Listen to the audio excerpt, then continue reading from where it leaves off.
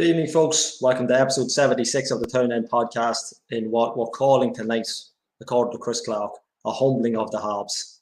A Fortress Oriel tonight back in action after 2 dodgy weeks, I suppose, in League of Ireland. We're going to bring in 2 double CCs tonight. We're going to bring in number 1 captain Chris Clark and the second CC, who's no stranger to Oriel Park or indeed the podcast, Kieran Callan as well. Lads, good evening. Good evening to you. How are you? So, lads, we'll obviously be touching on the game tonight, and obviously the news before the breaking news that came in maybe an hour and a half before the match. We'll talk about the game tonight. We can start with you, maybe, Chris. Yeah. Was it emphatic as it looked, or was it, are we looking at, maybe a poor Finn Harps that we've mentioned before, but where Dundalk as emphatic as it seemed on social media tonight?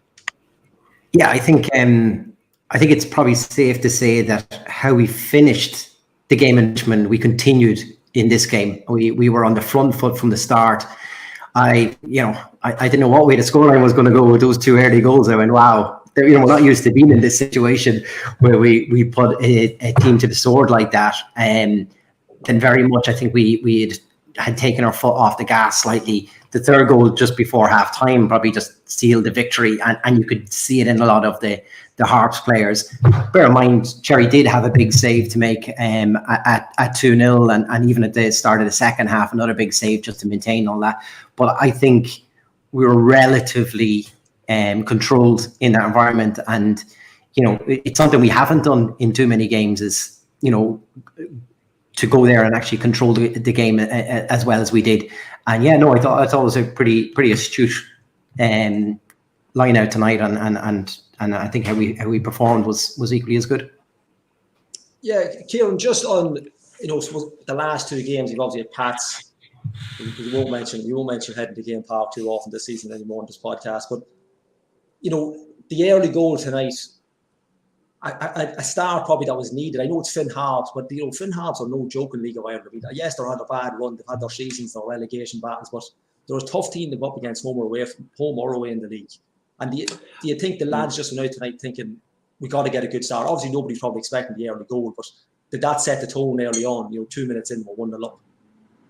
I think one of the I wouldn't call it a criticism, but one of the comments that have been made about this team this year is that when we play a team such as like the likes of Shamrock Rovers, St. Patrick's Athletic, or a team kind of in and around where we are in the league, we play extremely well, but it's against teams where they would be perceived as the bottom clubs in the league, the likes of Finn Harps, the likes of UCD. We have struggled. So I think that was something that was at the back of their mind, and probably it was something that they needed to rectify and kind of make a bit of a statement of intent that, yes, they can turn it on against teams such as Finn Harps.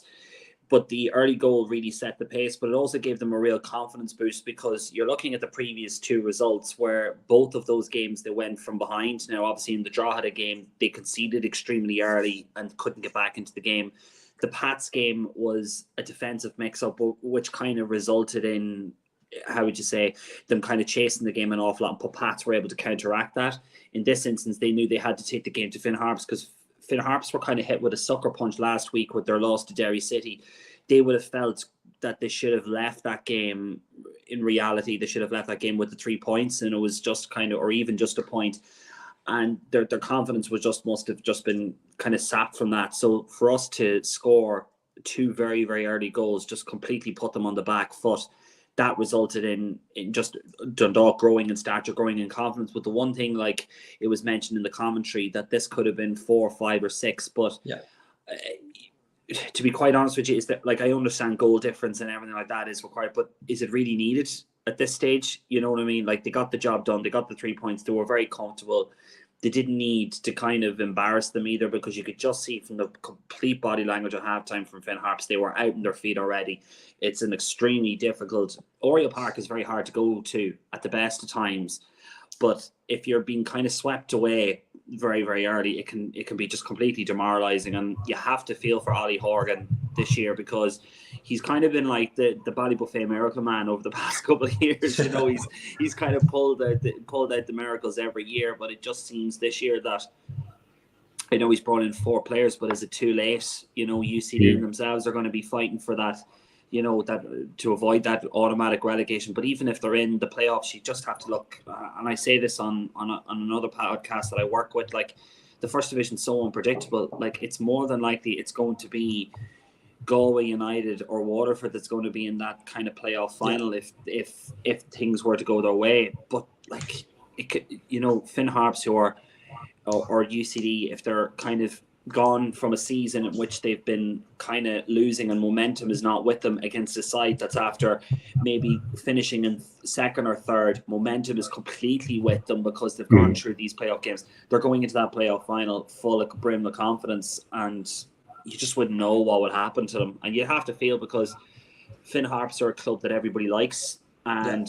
Ollie's like one of those characters that everybody loves in the division. And they've got some great ambitious plans. You just think that maybe a bit like what's happening in Kilkenny is a time for a change. Like maybe that could come at the end of the year. Yeah, I think clubs like Finn Harps,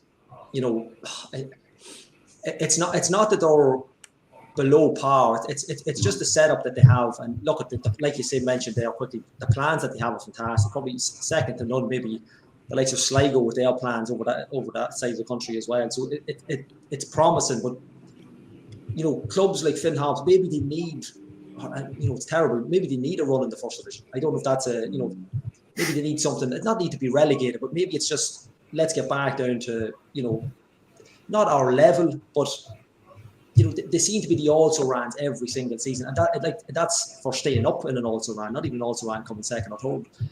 They just seem to be. We said it last year in the podcast. Well, it's only a matter of time. Now, look, they've pulled it out of the bag.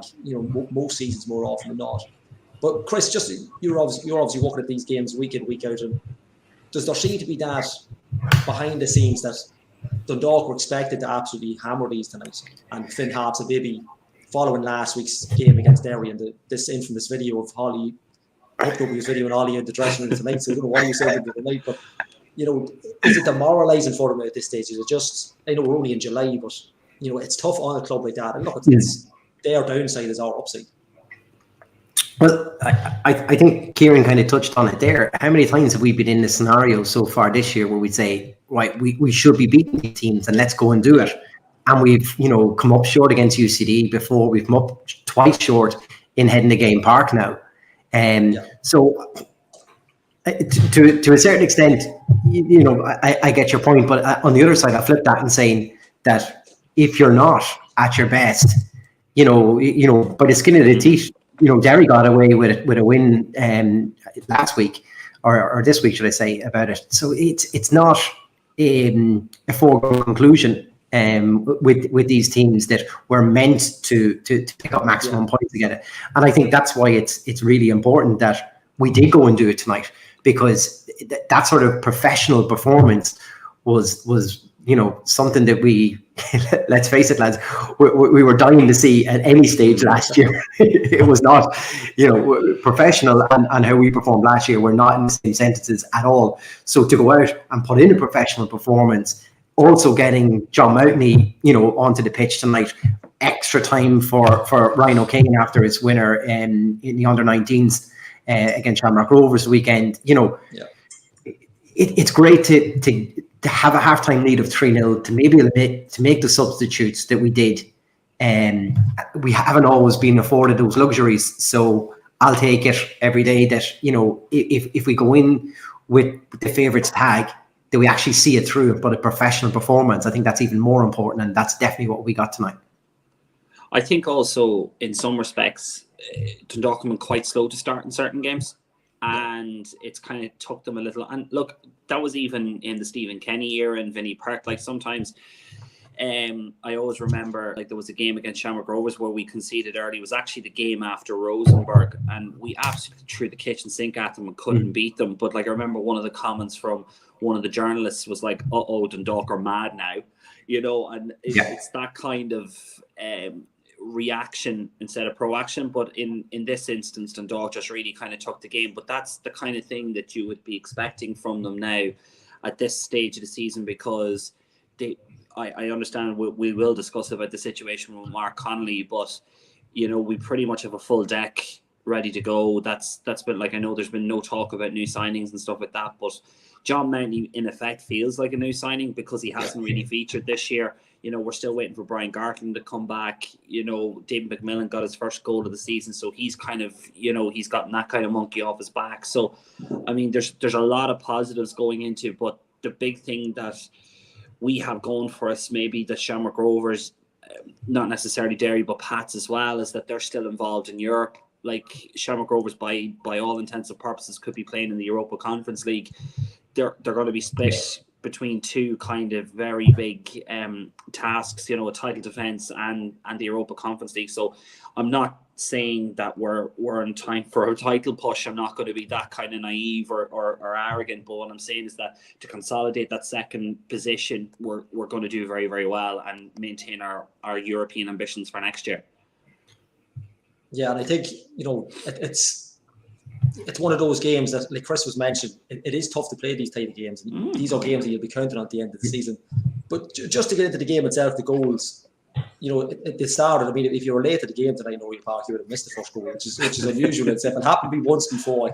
I think I might have been JJ Melligan. It was something random at the time, but I missed it. Like it was like I don't know what, it was a minute and something. I don't know what I was late. But if you were late tonight over 2 minutes, you missed the first goal.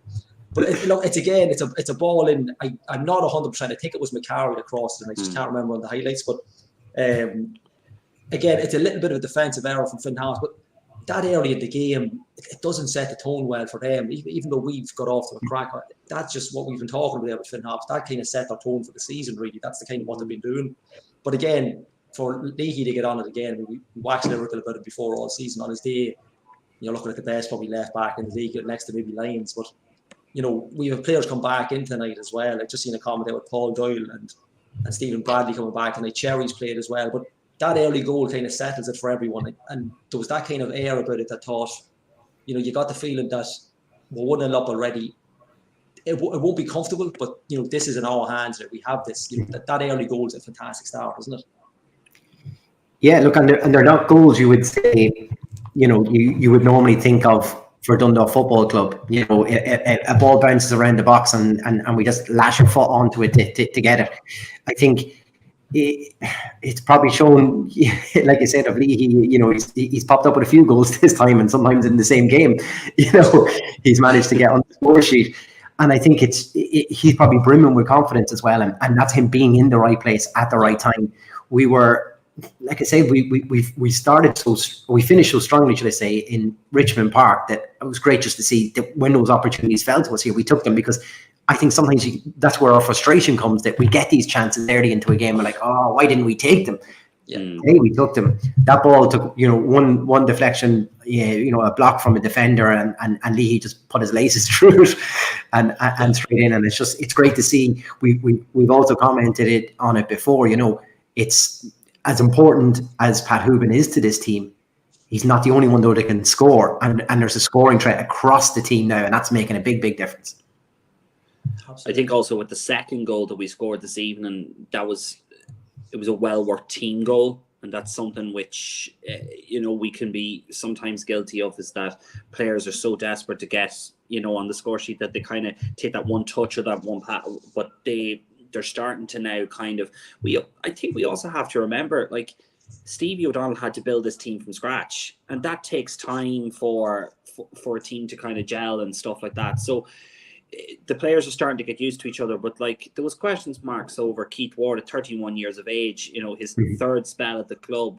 There was questions over whether or not what impact he's going to. I think he's been kind of like the hidden gem of this season. It's like a new lease of life for him back up here. He just loves it. And I think working under Stephen has really benefited him. And I think he's just been given that kind of confidence to be the free man in the role, and the kind of the creative linchpin that Dundalk kind of needed, because there's been a lot of criticism, as Chris said, that we've been very kind of striker reliant on our goals, and that not much has come from midfield. How many times did Michael Duffy come up with important goals? Patrick McElhenney, Jamie McGrath when he was at Dundalk, he came up with one or two important goals. Like it's the midfield, and even like Brian Gartland at one stage, I think, was nearly going to take the golden boot out of the club, like the amount of goals he was scoring from a header. But that's what you're saying. You need that kind of threat from all across the park. It's just if you know that it's just coming from Pat or from David, You just mark them out of it, and that's it. And funny enough, you could see that like at some stages during the course of Michael Duffy's tenure that they put 2 players on him because they know how much of a threat he'd be. So I think Stephen Bradley, to an extent, that's happened to him a couple of times, but didn't happen to him tonight. And look what happened. Yeah. And just when we're talking about individuals there, just for anybody watching in the comment, then we will have a man of the match pizza giveaway as well. So get your comments in for man of the match. We won't be sending one over to Kieran, but maybe he can get his cuisine de France baguette somewhere. Funny enough, there's a Roma not too far away from here. So Sorry. So just when you mentioned Keith Ward, like we spoke about him, I thought it's a fantastic signing by the club, obviously earlier in the season. But he's had a hand and stuff tonight again.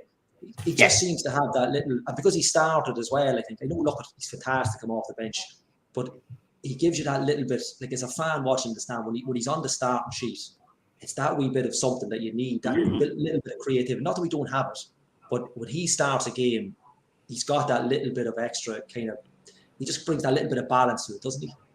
Yeah. Do you know, we say that Wardy's brilliant as an impact. Yeah. Wardy must be a disaster to play against when you're 2-0 down, because he just wanted to pull the flicks, the tricks. He was pulling the ball back. He wanted to get on it.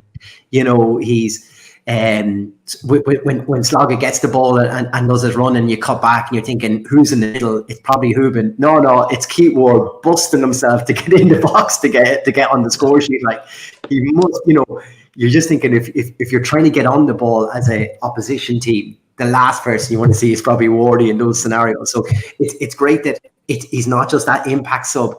There's probably games that suits him, and tonight definitely suited him. Exactly. Whether that was just the way that the game panned out or not, but you could just see his influence was all over again. Just a shout out to you know, Wardy, and you know, people who we've talked about all season long so far as well. Greg Sloggett, brilliant tonight. Yeah. A little bit further up.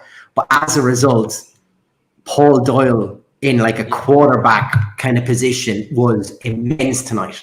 He wanted the ball. He's taking a step back to get it, whole pitch in front of him, and a great vision of pass the whole time as well. He just, I've been seeing Greg Sloggett play that sometimes, maybe when Doyle's not there or Doyle's in and out of games. And I just thought Doyle was immense tonight. I was really surprised actually he wasn't man of the match day. I think the ground gave it to Bradley, but I thought he was immense. Now we'll get on and talk about Bradley's goal in a second, but Wardy, you know, I just think it's great. He gets the opportunity tonight from the start, gets on the score sheet, and you know, he's got that big smile on the pitch the whole time. So, you know, brilliant.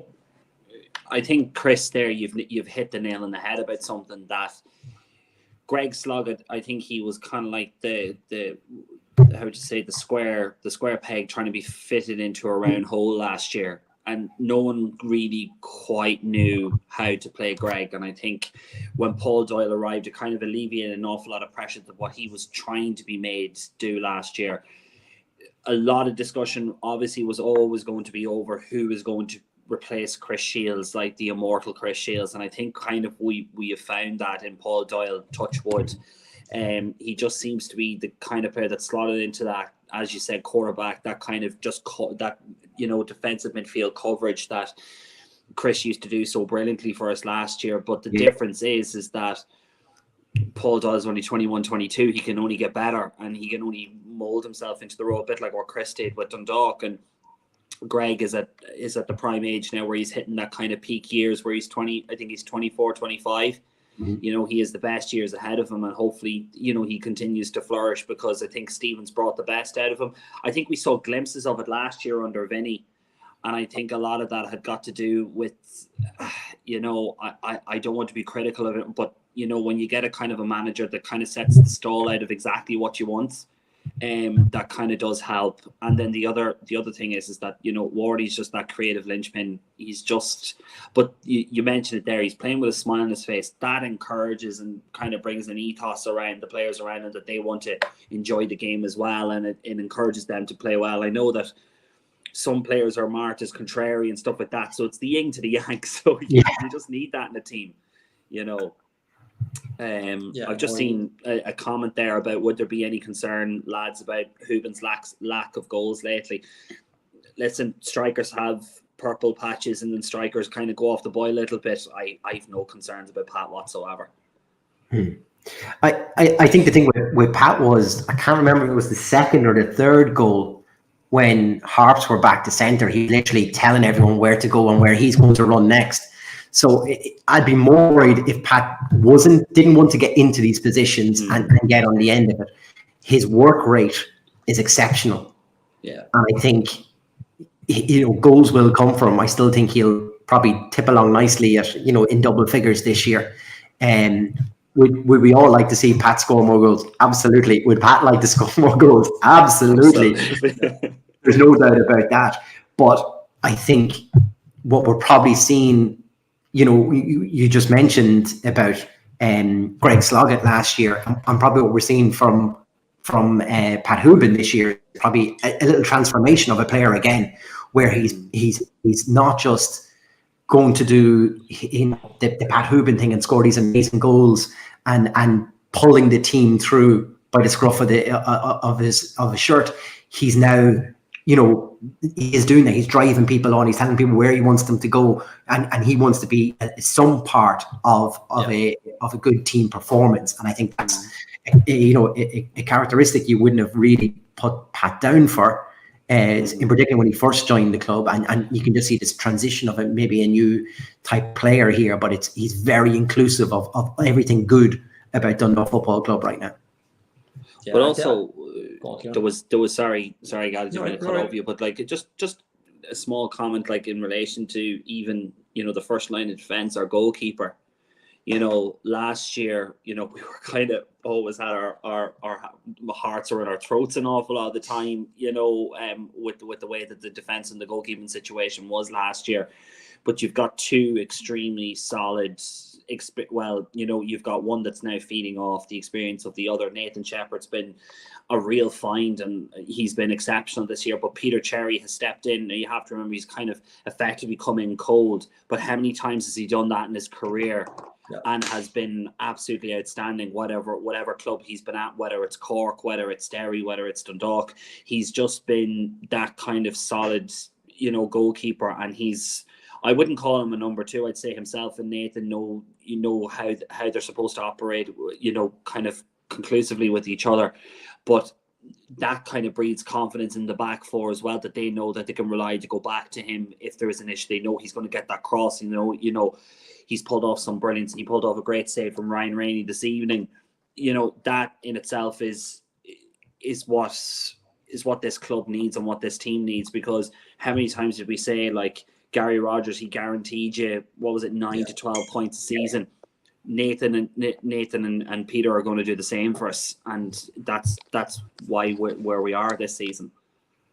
It's probably why you're seeing such a big influence on Nathan Shepherd. For him to come in so young and be paired up with such an experienced keeper already at the club, I mean, it can only benefit you.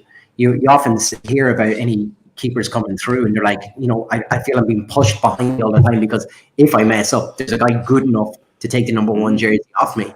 And Pete had two massive saves tonight, especially a 2-0 could turn the game, like you say, from Rainey, and it's a brave save. He comes out, and I think that just says everything about his character as well. That when he's been asked to jump in for these few games, he's absolutely done it with a plum.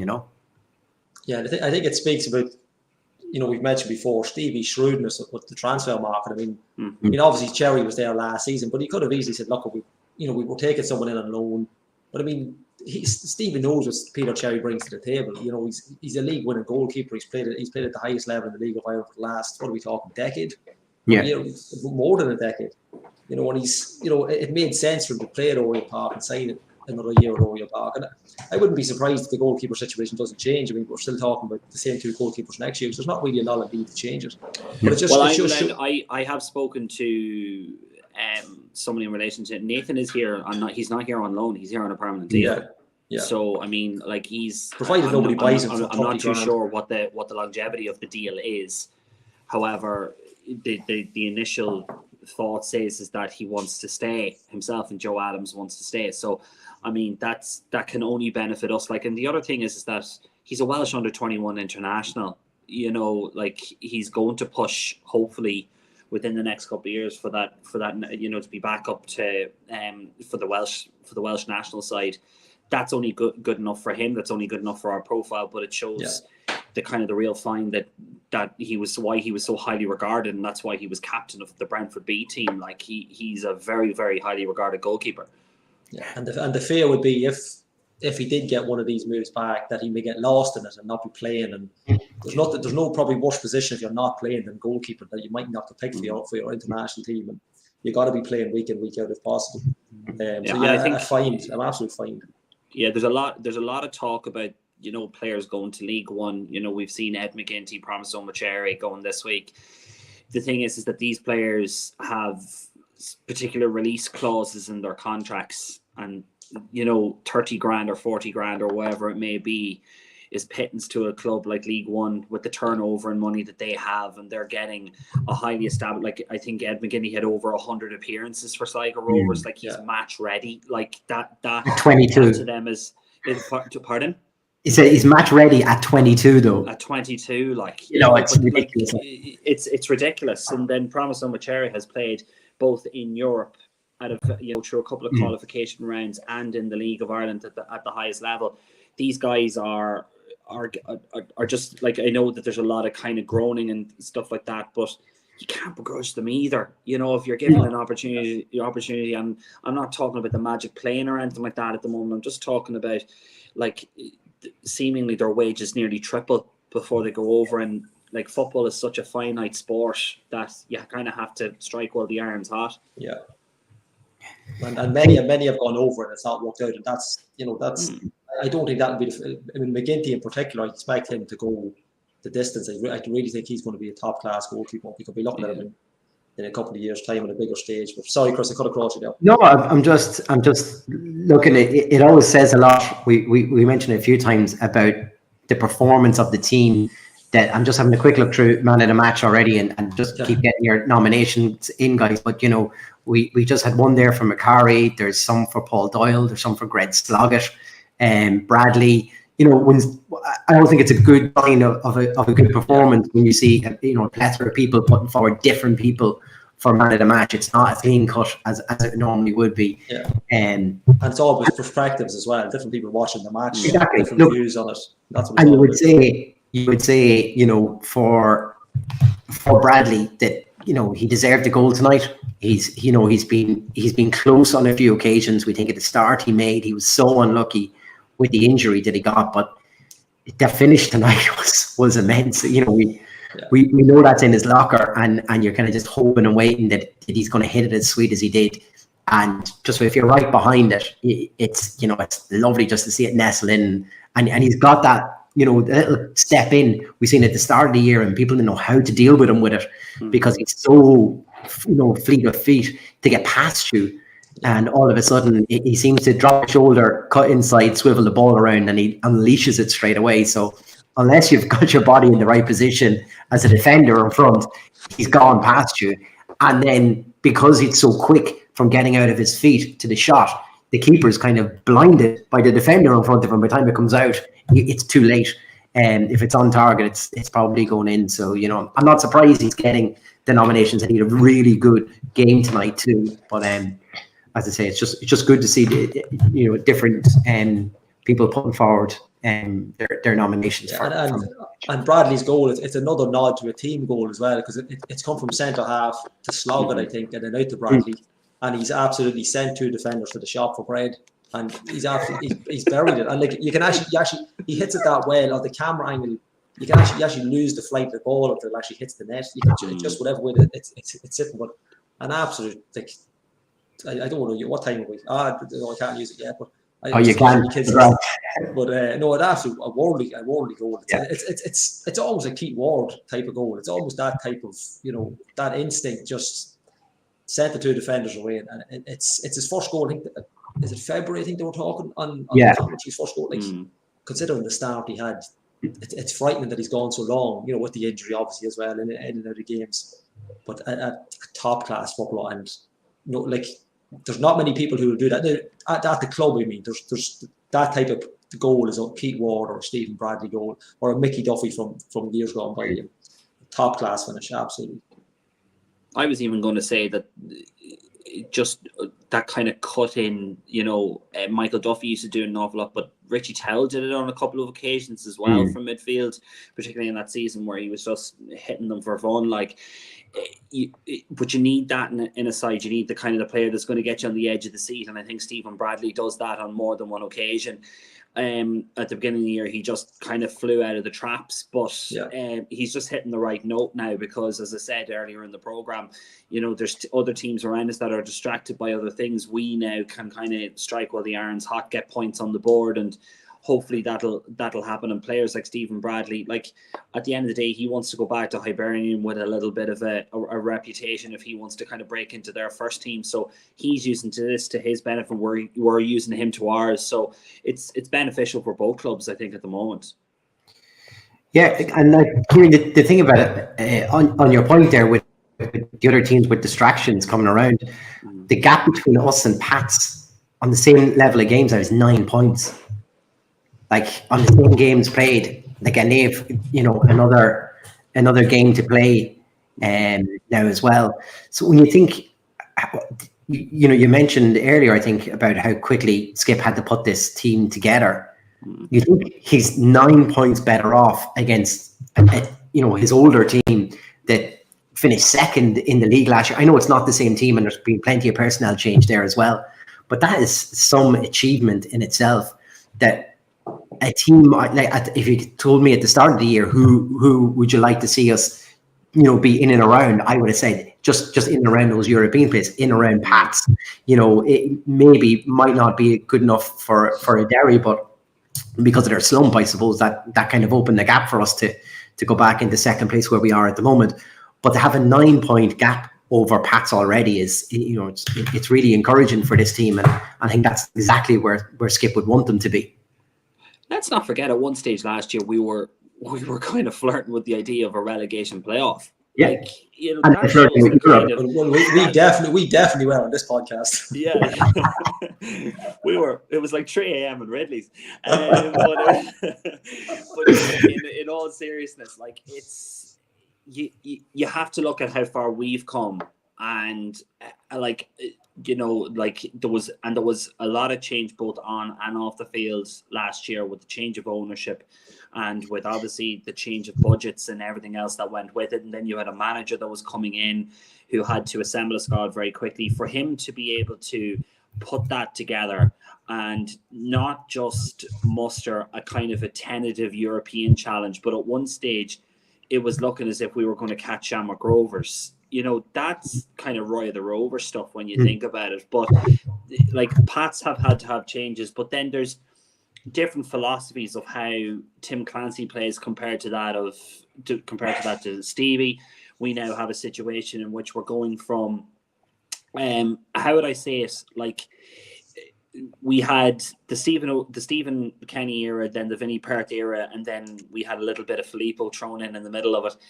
But in all seriousness, we're kind of back to that kind of start of when Stephen is, but it's a little bit of a kind of, I think we're maybe a step or two ahead of where we should be in terms of that. And I think that's because Stephen has gone away. He figured out what kind of style and what kind of ethos he wanted to envelop.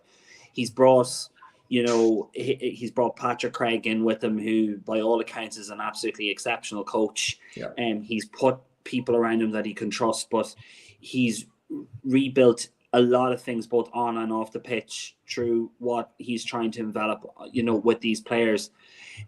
I'd say it's a miracle, but I think, to be quite honest with you, I'm kind of sitting there saying to myself at one stage, this wouldn't kind of surprise me if we were challenging for Europe, because Stevie has a very high expectancy of himself. He's a very high expectancy of this club. He knows what it takes to win. So it doesn't necessarily surprise me, but I think that we're kind of maybe a season too early.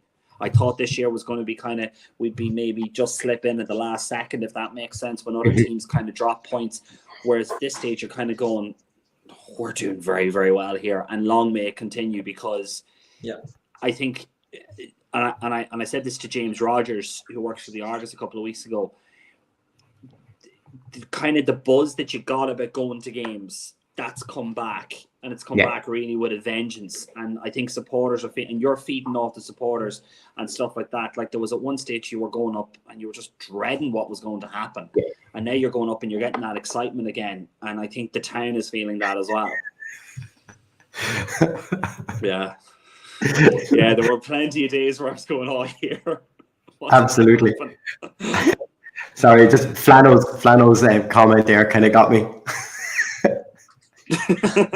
Cheers, John. Apparently, Cheers, John. you are a spit of the midfielder for Finn Harps, that is Barry. I'll take it. Yeah. If you can play like that, fella. I wouldn't mind. I got a haircut.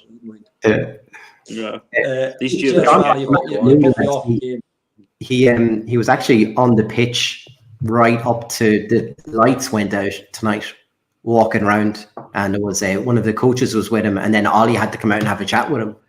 So when he just wasn't happy with his own performance or something tonight, it was just interesting. I think we were, we know exactly how it feels to be, not getting the results that you want, and it's tough for them as well. But I just thought, Barry McNamee, a person who's fairly experienced in this league, it shows a bit of hurt on him tonight, which was sad to see.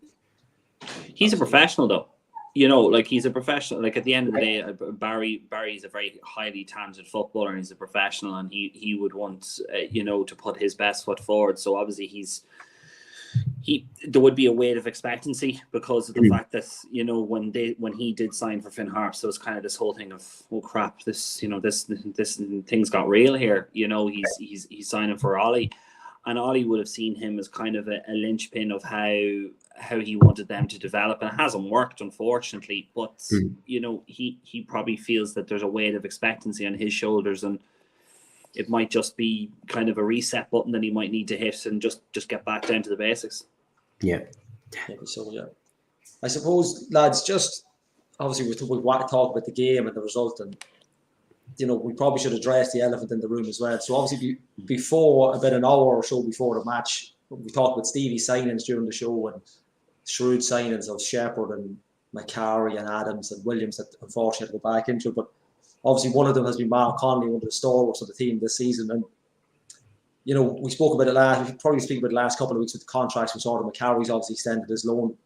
We expected Connolly to something similar, but obviously it broke an hour before the game. I don't know if he was due in the squad tonight.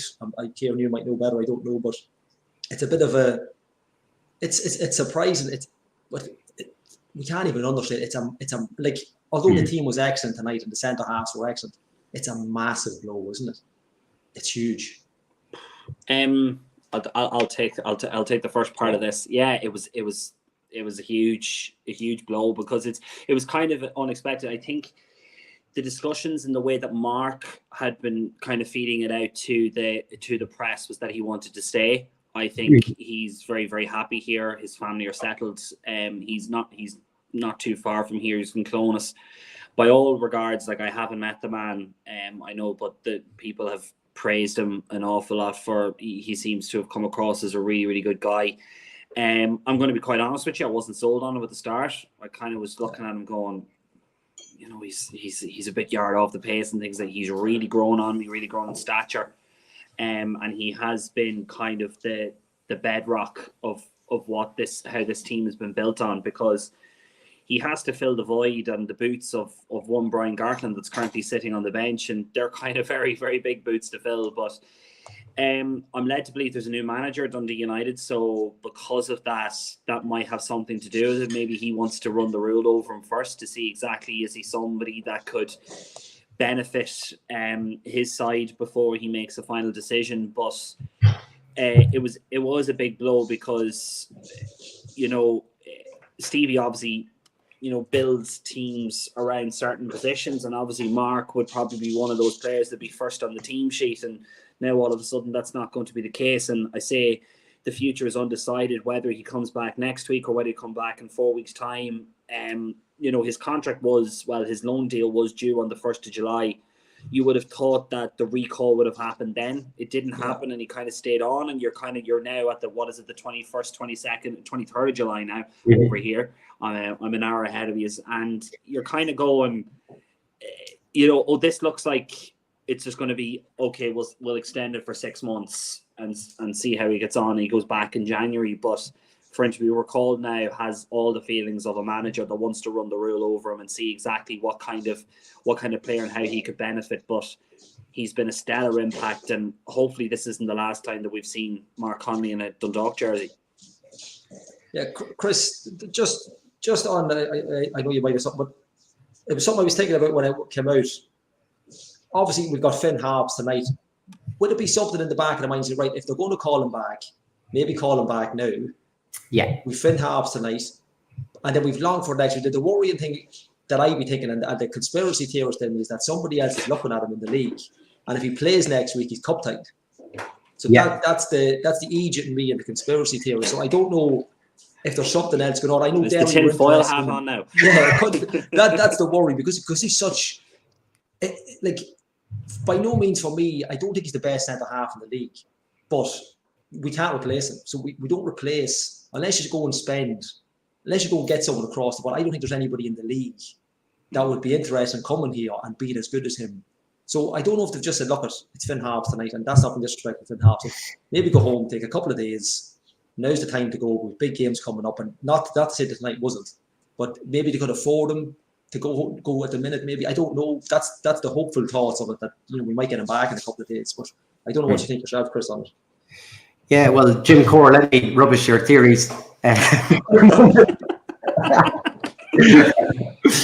think it's there's elements of it all. I really think. I think there was always the recall from the club that could happen. As far as I'm aware, negotiations and a line of communication is open between both clubs at the moment. And I think it was a bit like what Kieran just said. A new manager come in, let's just recall everyone, see where everything lies here, and he'll come back to the club, and they'll probably sit down and talk to him and say, what do you want from this? And that might make a big difference, because like you say, what we're hearing is that Mark's very happy in Oriel Park, and that he'd be interested in continuing on.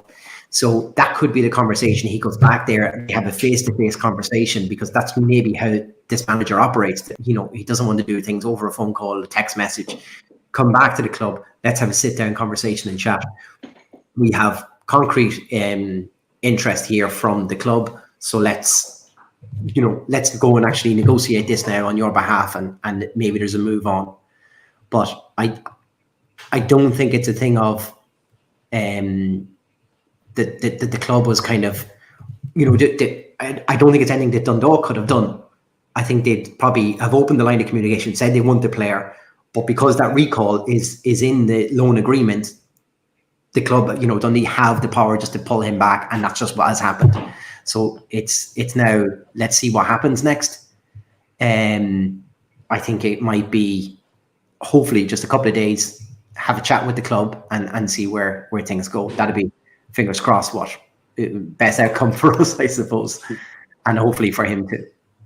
I think that happened with Sean Williams a couple of years. This was when John Gill was manager. I think he was on a initial 6 month, and then he was recalled, and then he was straight back in. I think it's just how would you say, kind of the process and the procedure. So maybe Chris, you kind of hit it on the head that he wants to have a face-to-face with the manager, but obviously there's kind of, I'm not sure what Mark's kids' ages are, but obviously this is around the time where you have to start discussing, well, are they going to start school in Ireland? Are they going to start school back in Scotland? Are we going to stay here? We're going to move back. There's a lot of discussions that need to happen, but he needs to fix that up, obviously, with Dundee first, before kind of the clubs get involved. I think that, obviously, as you say, it's a conversation that needs to happen between the manager and Mark, and then they take it from there, and hopefully we see him back wearing the number 5 very, very soon. I think just, on Flano's point there, that's probably the hardest part of this whole thing, is there's so many conflicting stories. We all thought he was, 1st of July, we had lost a player, and then we see him lining up the next day going, oh, wait, is he still our player? And I think that's the thing. It just, everyone seemed to be quite uncertain of exactly what the situation was with Mark. if it was to the end of our season, end of the Scottish season, is, you know, the recall, no recall, and is it a short-term loan, is it a long-term loan? Nobody seemed to really know the finite details.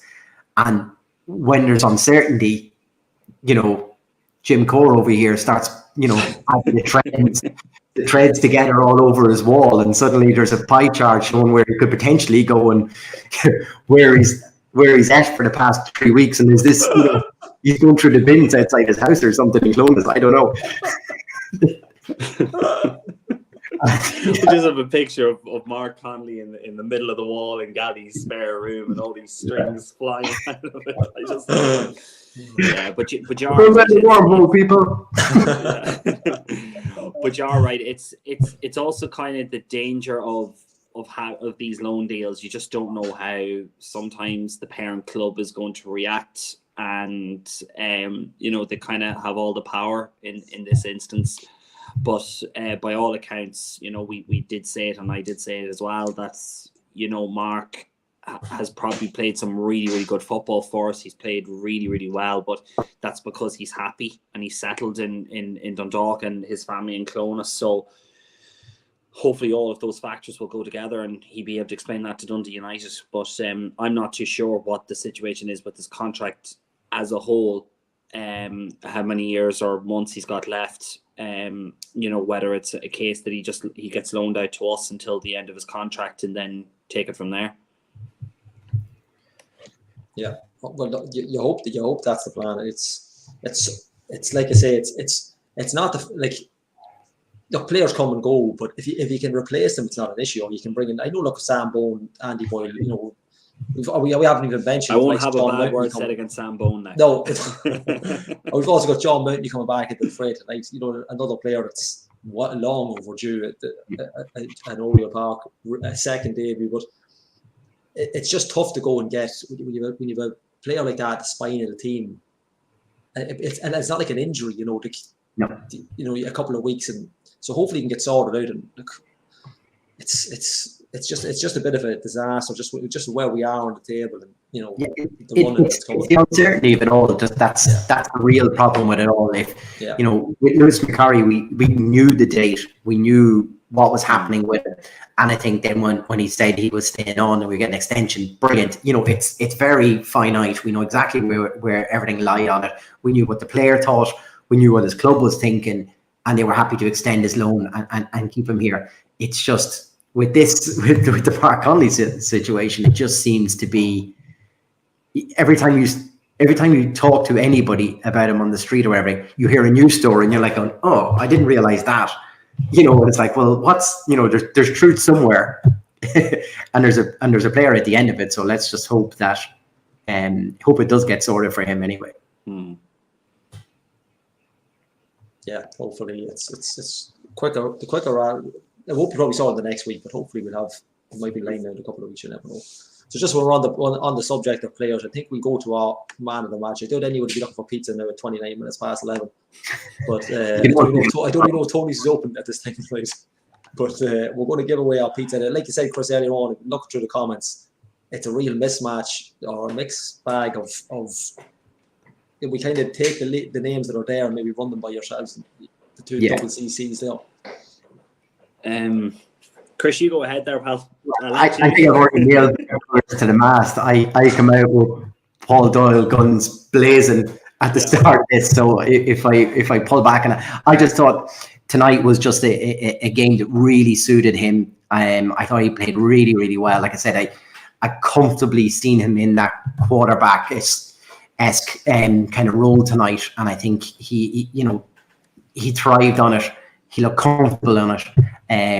He looked, and I'm taken away from somebody who scored a wonder goal and Greg Sloggett, who had handed 2 goals tonight, but if I keep giving it to Greg each week, it's going to become, definitely the Town End Conspiracy Show. So I'm not going to do that. It's just when the players don't get the pizza. Greg will be in the fitness train every day of the week. His BMI would be 23%.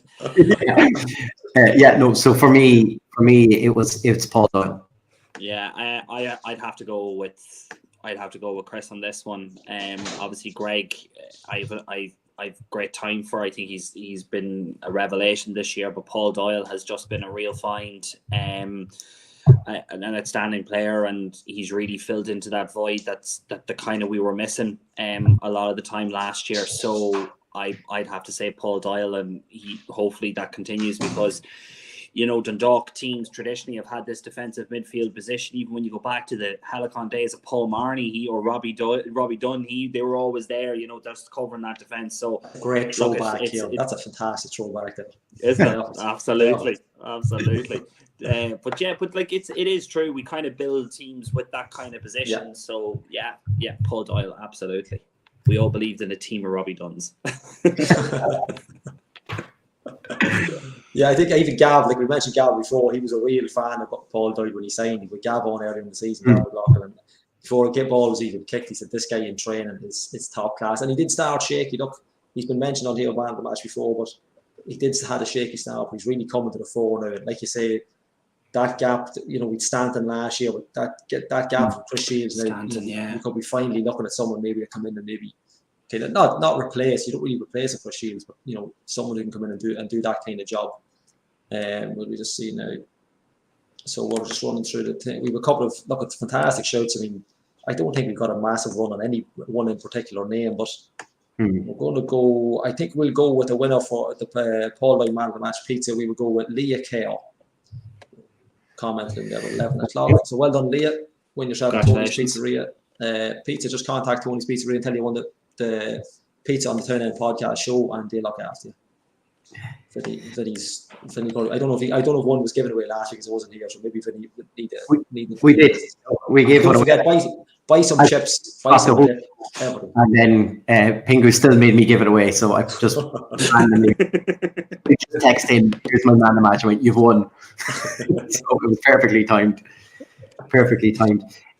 Just, we touched on it last week, and, just because Kieran has mentioned it there as well, and I seen, there's a couple of people in the comments and Frank in the comments as well, just about the situation with players leaving. And, it seems like every day on Twitter I'm seeing a new list of names added in of people who have left this league.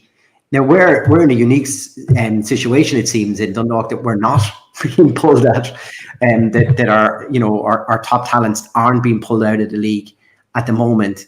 But I'm just wondering what your thoughts are. Gally, you weren't on last week, and Kieran, obviously, we wouldn't understand yourself what how you're feeling on this.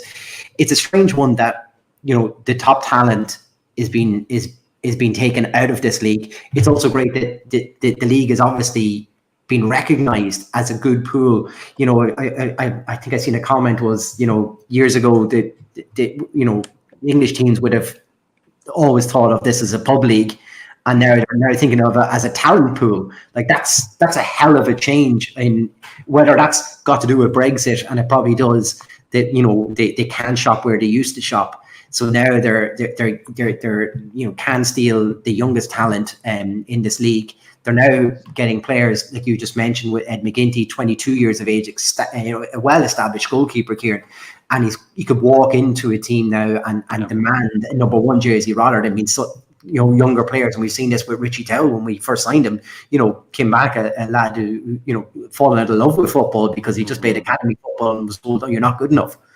We're now seeing players being brought over for potential starting in team, but the lack of money coming back for these players, I suppose, is the big problem there. First? Yeah, I think the first thing that I did kind of mention is that it's a lot of it has got to do with the contractual negotiations that these players have with clubs. I'm led to believe that there's a lot of them that are requesting kind of release clauses at a particular fundage, which is kind of a pretty standard kind of aspect to a contract now, because players at big clubs have those as well, except the money is slightly more inflated, if that makes sense. But so a release clause for a player is not it's not uncommon, and it's not something new. It's just that we feel that the value of these players compared to what is being paid for them it's completely paltry, and it's not good enough. Like, I mean, it's been well documented over the past 10 days or so that Danny Mandrew went to Lincoln for 30 grand. I mean, Danny Mandrew is not a 30 grand player. It's as simple as that. He's not. But that was what was the asking price in order to release him from his contract. Lincoln triggered it, and everything went from there. The same seems to happen to the players, the other players, like Owen Toll's gone to Bolton, Ed McGinty's gone to Oxford, Promise has gone to Fleetwood, and so that's it's either a situation in which I know that the Daniel Lambert of Bohemians felt that there could have been of an opportunity where clubs came together and had discussions about how could they combat this. I'm led to believe that was kind of rebuked fairly quickly.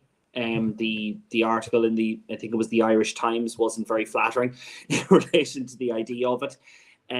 So I think the onus is on the clubs, but it's on the players, but also it's on the agents. They have to. The agents, they negotiate on what they feel is best on behalf of their player, their client, and the potential of them moving across the water. But you also, if I could be devil's advocate here, Richie Tell, Daryl Horgan, Andy Boyle, Jamie McGrath. There's 4 players who have all gone to England. We didn't get a penny from them. Yeah. Whereas in this instance, Ed McGinty a fee has been given for him. Danny Mandrew, despite the fact that I don't believe he's worth 30 grand, money has been given. Promise has gotten money. Owen Toll, they've received money. There's 4 players compared to 4 players that we had. So there's a change. And that has happened because of Brexit. Because of Brexit, as we all know, we all remember hearing the stories of a fella at 15, 16 years of age going over to break dreams and become this superstar player, come back at 18, 19, completely broken. There's a lot of benefits for them staying in the League of Ireland. I wrote an article about Jamie McGrath. Now, not because I know him quite well, but I was actually asked to. But, he's a college degree. Yeah. Paul Doyle has a college degree. There's Greg Sloggett, Robbie Benson. They all talented lads, but they have an educate behind them. I think them going over to England, they're going to be emotionally better to handle the pressures of the big league football. They're going to be more mature, but also they have playing against adults. I don't know how many, we said, Ed McGinty's played over 100 games at the age of 22. He's been playing against big seasoned professional players, some who have played in Europe. That's absolutely monumental for a player of his stature. So I think it's benefiting us that we get to see these players develop and grow and progress in our league. We just need to see how, first of all, we can entice them to stay in the league. But then at the same time, as I mentioned before, it's a finite league. It's a finite career. Are you going to deny some fella, with bundles of talent because you want him to stay in Ireland with us? Are you going to deny him the opportunity to go and play? And I'm not trying to be disrespectful or anything like that, but there are clubs that could hold their own in League One, and I believe Dundalk could hold their own. But we have to be realistic about where we stand in terms of the footballing pyramid and world, and we have to see that this is a step up. And I think Owen Doyle, the St. Patrick's Athletic striker, even mentioned it this week, that League One it's a cracking standard. And look, you're one step away from the Championship, and the Championship is the best, one of the best leagues in the world. How could you not look? Jimmy Burrell is a classic example. He's gone from a League One team, now he's going to be playing in the Championship next year. I mean, for him, that's brilliant, and hopefully he gets to play a couple of games. But that's my opinion. It's the only way is up for these lads, and I wish them the best of luck. Yeah, Gally, the thing is, last year in League One, top earners were earning something in and around 12k a week. It's serious money, and that filters right the way down to probably lower earners on maybe even $1,000 or more than that. There's only, you could literally count them on one hand where you're going to get decent wages in this league. So you can see why the players would be interested. And we've talked about this numerous times about the football industry in the UK towards a lack of an industry here. Where is the football pyramid here? It's severely lacking. We talked about academy structures and everything else. But then at the same time as that, you look at Shamrock Rovers with Andy Lyons this week, seem to be playing a little bit of hardball, and have gone from a possible 100k bid to, I think it's about 350 now or more. That's kind of shows that we don't have to sell them if there's no, now this is only if there's no sell-on clause or something in there, or a release clause, should I say. But it's interesting that you can see why players want to, but there has to be some way for us to try to get more money from these players, and that's what Shamrock Rovers seem to be trying to do. Yeah, it's like in the case of Lyons, I don't know what contract he has. He probably has another maybe 2 years, does he? So he's a good the longer the contract, I don't know if it's up this year, but you can play hardball with a contract that's got 18 months on it. Whereas I don't know if Promise was up at the end of this season. I know Richie Towns would have been and stuff like that. So clubs know they're coming in and saying, right, you can either give the player to us now, or you can wait till January and just take him for nothing. And that's the danger of looking. Like, Dundalk were kind of one of the early ones doing the 2 and 3 year contracts in the Kenny year, and a lot of clubs do it now. But the real thing that bugs me, it's not so much the price; it's what the clubs are paying out in wages. So, if a player signs for, we'd say, Promise for Bohemians, if he's on €1,000 a week, over a 40-week season, he's on 40 grand. So they're not even getting back the money they've paid in wages for a season. So for me, that should be the minimum. That should be the minimum price. Whatever the player's on for a yearly wage, that's the minimum price a club should have to pay. At the basic minimum. It should be a rule within the contract, written in the bottom of the contract. Now, I don't know if the player, like Kieran was saying, the player or the agent has put in 30 grand. Like, if Bows have agreed to it and they haven't done their sums, if he's adding up to more money over the year and they're going to get less for him, I don't really understand how that works. Obviously, you don't want an unhappy player at the club either. So, like Kieran was saying, League of Ireland, unfortunately, it's only a step up. Once they go across the water, with the exception of the Vanarama League, League 2, not so much, but League 1 is definitely a step up. So you can either have an unhappy player at the club, you can let him go in January for free. Because of the way we work, we're out of season. So England are out of season, we're in the middle of ours. So it's one of those situations where they're completely taking advantage. But 30 grand for Danny Mandrew, as much as you hate to say it, and you don't like, we don't like, some players like that. Like, he's a 150 grand player every day, twice on Sundays. Easily, yeah. Like Darryl Hogan, like when Kieran, the players Kieran mentioned, there was probably €1 million between the players that left and Dundalk during the Kenny year. There had to be about £1 million there worth, of player that really, if they were coming from League 2, they probably would have been 200 grand each, 150 grand each.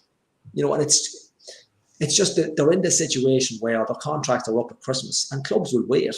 If you're demanding 350 grand for Lyons, I would say his contract's not up in Christmas. I'd say he's probably got another year and a half more. He has, yeah. So they know they can play hardball and that. Say, right, we go for 350. They might come in at 200. We probably take 200. No, I don't know. Andy Bolton's probably the man to speak to in this kind of situation, the GZ stuff. But look, they're completely taking advantage. If I was an English club, I'd take advantage because they're a soft touch. It's absolutely mental that they get away with it. You think back to the Towns, like Darryl Hogan was, like, for that type of player to go across the water for nothing. Like, I think we paid a fee to Cork for him. If I'm not mistaken, we paid 10 grand for him. So we didn't even get that back. We sold, and then you've got Dylan Connolly. Apparently he went for 30 grand. He went, It's so strange, but look, you can't deny a player move over the water, but clubs, like, I was listening to, Conan McCabe Jr. or Conan McCabe. That's Roxanne, that's Loud School Girls League. Conan Bourne. And it's pittance. Like, anything below 6 figures is absolute pittance for a League of Ireland player because we know they're good enough. We've talked, any fans that live in League of Ireland know these players are good enough. They've known it for years. And it's sickening to any club. It doesn't matter who the club is. I don't care what Shamrock Rovers, forget the right. When players like Danny Mandrew go for 30,000, Promise, I don't know what he went for. Did he go for 30 as well? I don't know. See, the thing is, the Danny Mandrew figure is the only figure that's kind of been released. We don't know how much Promise's release clause was. You just don't know. So it's on an individual basis. But I think you're right though. But you look at Georgie Kelly. His first act as a Rotherham player got them promoted. Yeah, it's worth whatever wages they're paying him. Like whatever fee they didn't give him or take. Like it all comes down to contracts. Like clubs shouldn't be taken for mugs either. These players are doing fantastic work for them. I understand that, but for me, and I said it before, I think I said it last year. The minimum fee for me, it should be in a League of Ireland player. You have to cover their yearly wage in a price minimum. and then maybe a percentage after that, or down the line, or add-ons, whatever it is. But the minimum that should be covered is the players' wage for a year, because you can guarantee players, most players in this league, maybe the top 4 or 5 are probably on €1,000-1,500 a week. So if you're a full-time player, that's 52 weeks of wages. So that's the minimum that should be covered, in my opinion. But even at that, 52 grand is not a lot of money for a lot of players. I mean, you think what was Sean Gannon worth in his pump at Dundalk? If that's the money that's been thrown about now. And would have got a 3.5-year deal that time with us too, like. Yeah. Like Frank's just come in there and talking about minimum price for players, and it's definitely something that maybe how we deal with players needs to change. The mentality in this league. I think we talked about all these for years, and what Dundalk was built on, the success was we offered those longer term contracts. We got players in and we developed teams. We were only ever adding 1 or 2. But you look at, if you drew a line probably halfway down the table, you would say all those players in the lower half of the league are going to be released by the end of this year, and they may get re-signed for the start of the new year. That sort of thinking has us in this scenario, if you ask me. Yeah. Players, are looking to get the maximum amount they can. They have a short career. Agents are looking to try to move them over because that's the best way they're going to make money off these players. We have players who, I know you're talking, Gally, we're out of sync with the UK, but at the moment what's happening now is the UK going, well, we've got players who are either in form or they're 100% at their plum right now, especially if you're a goalkeeper. Yeah. It's ideal. Sure. He hasn't run himself into the ground yet or anything like that. So if you're a team in League One, you're thinking, right, I need to get players in here who can hit the ground running. We have a chance at promotion because, like you just mentioned, that carrot of the championship is big bucks. So we're talking, if wages in League One are, potentially in around 10 to 12 at the top end and lower 1 to 2, probably an average of maybe 2.5 grand at there. You go into the championship, you're talking 35k or more. Like I remember when Villa went down there, we were just, whoever's the best players in the championship, we were just throwing stupid wages at them.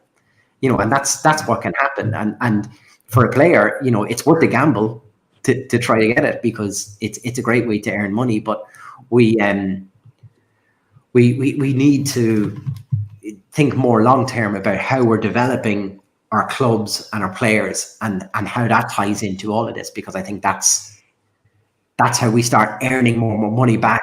We get it basically because people start thinking, oh, we need to get a player. Well, could we look at Ireland? Yeah, but you're probably talking a minimum of X amount because they're all contracted. Oh, okay. Yeah. It's a different conversation. At the moment, they're thinking, well, their contracts are all going to run out when, around October time. All right, well, how much is their contract? Is there a buyout there that we can get them on the cheap now? Because if not, we'll tell the club we're going to take them for nothing. Yeah. At the end of your year. So what do you do? It's not like they're missing pre-season because, like you say, they're in the middle of it. So they're coming in fit as a fiddle, and it's crazy. I know I saw a thing there about Frank about a standard contract and things like that. We also have to kind of take into consideration that a standard contract for Shamrock Rovers is completely different to a standard contract by Finn Harps. Yeah. A club like Finn Harps unfortunately can't, and I don't think they're in a position to offer 2 to 3 year deals. Maybe they are, I don't know, but we have to. It all goes back to. There's so many things I could list there, that we could do in order to kind of streamline the league, But I want to just jump in real quick here with you because the simple fact is. For winning the league, if you're only going to get 120, 130 grand for it, you can't budget any of this. Yeah, exactly. People say, why do people put so much money into Europe? But this is why.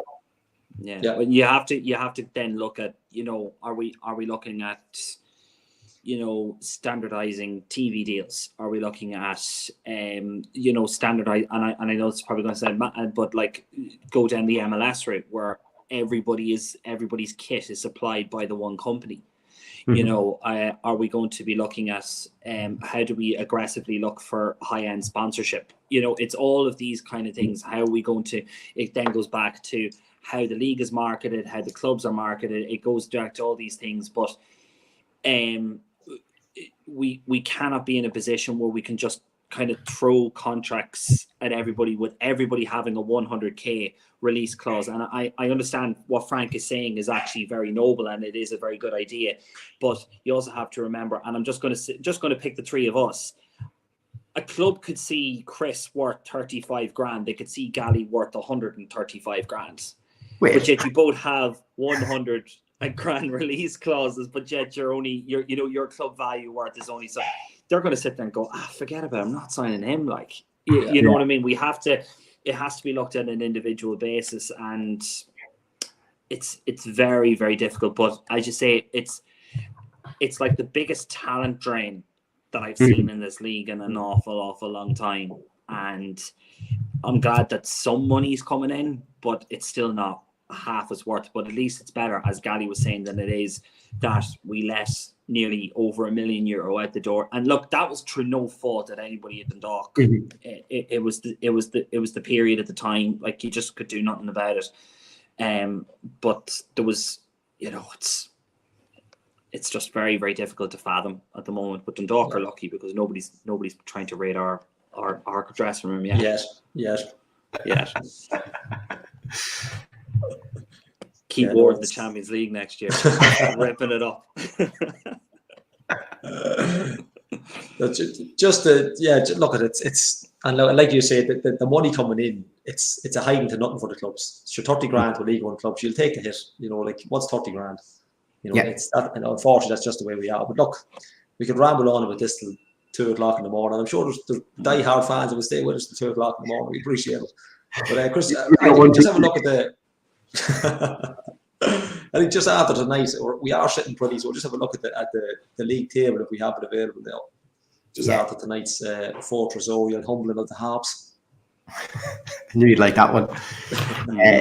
So look, we closed the gap slightly back to Shamrock Rovers. Obviously, they still have their commanding lead, but I think more importantly, we're back ahead and 2 points ahead of Derry. Obviously, with a game in hand now, because they were due to play Sligo, if I'm correct. Obviously, European commitments there. But as I said, and I mentioned earlier on, a 9 point gap back to fourth to Pats. I think that's quite significant because that's kind of shown, and there's Pats with a game played extra. It also kind of shows our real rivals we're up against in Europe where we are against them right now. And that's a real good psychological gap to have between us. 4 points behind that is Sligo Rovers, only played 22 games. Bowes behind that then also on 32. Shelbourne with a victory tonight over UCD, which I'm sure Finn Harps fans were delighted with. Puts them on 28 points, and they're looking quite good from the Shells that we've seen previously and come up only a year or two ago. That seems to be a very solid side that Damien Duff has. Drogheda, of course, play Shamrock Rovers tomorrow in Tallaght Stadium, 2 p.m. kickoff there on 25 points, and then a gap back to Finn Harps on 12, and then UCD on 9 behind that. So interesting just to see. It's a nice it's nice. Look, it's not what we wanted to be, I suppose. It's not what we thought we would be a couple of weeks ago. We all got ahead of ourselves. But it's still positive. Two games ago it wasn't. Coming into even tonight's match, we're looking like Jesus. The last 2 games were a bit of a sucker punch. But look, these things happen. Get back. You couldn't have asked for a better one tonight to get back on it. I think we're probably doing a disservice to everyone watching and listening that we only touched on these negotiations and contracts, because Frank's bringing up some good points. I actually think we probably need to go back into this tomorrow next week. It's a podcast on its own. I think it is, because I think it's, when it comes down to it, how do I say this? This is a time in which we can kind of react to these things, because now we see that there's a problem.